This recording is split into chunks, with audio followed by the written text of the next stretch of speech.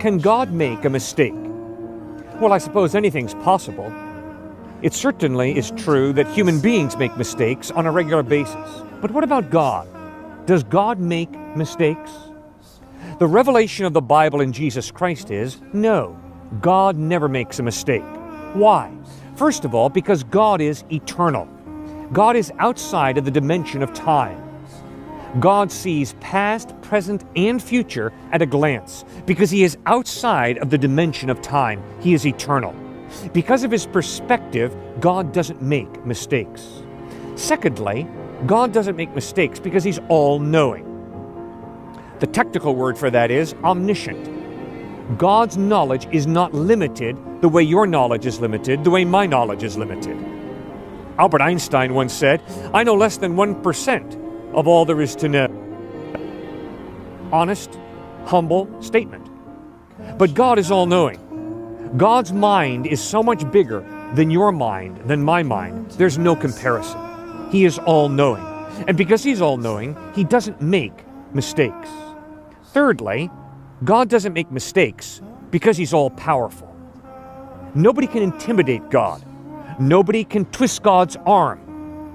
God is not manipulated by someone or something. God is all-powerful. Because God is eternal, because God is all-knowing, and because God is all-powerful, He does not make mistakes. And fourthly, God doesn't make mistakes because He's good. The Bible calls that holy. God's motives are pure and true. And therefore, God doesn't make mistakes because He gets confused, because His motives get mixed up.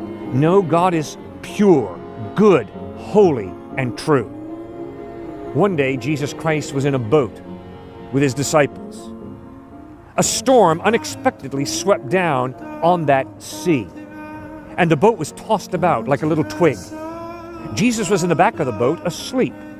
The disciples came to Jesus, jostled Him, woke Him up, and said, "Don't you care if we drown? Why are you asleep?" And Jesus stood up, rebuked the wind, and told the waves to sit down, and nature obeyed Him. Then the disciples said, "Who is this man? Even the wind and the waves obey Him." When Jesus unleashed that power and commanded nature to obey, and when the disciples observed that nature obeyed the words of Jesus, then they were really scared.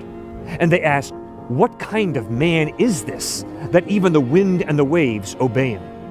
When you begin to grapple with the power of God, when you begin to seriously consider the power of Jesus Christ, you begin to understand He doesn't make mistakes. He is good, He is loving, and He's also all-powerful. He does what is true and good. He does not make mistakes. While He was alive, Jesus said, "I'm going to die, but 3 days later, I'm going to rise from the dead." And the historical evidence is, 3 days after He died, He physically, bodily rose from the dead. This Jesus Christ defeated death. I am deeply impressed by modern medicine. But modern medicine is incapable of giving us eternal life. Jesus Christ is capable. He's the all-powerful God who created life in the first place. He loves you and me so much, He wants us to spend eternity with Him. That's an amazing love. But He's got the power to back up that love, to back up that promise, that if you and I put our faith in Him, He will give us eternal life. Does God make mistakes? No, He doesn't make mistakes. He's totally reliable. But you and I can make mistakes. And the biggest mistake that a human being makes is when they reject God's love, when they reject Jesus Christ. That is a mistake that has eternal consequences. If you and I choose to spend our lives separate from God, we will spend eternity separate from God. But if you and I choose to live our lives together with God, then we will spend eternity with Him.